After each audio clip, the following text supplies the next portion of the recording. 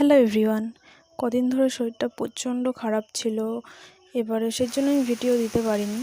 এবার আমি এইটা জিনিসটা বুঝতে পেরেছি যে শরীর খারাপের পরে তোমার ছোট সংসার হবে, যখন নিজের সব কিছু থাকবে, তুমি অনেক হ্যাপি আছো, অনেক কাজবাজ করতে হবে না, কিছু না।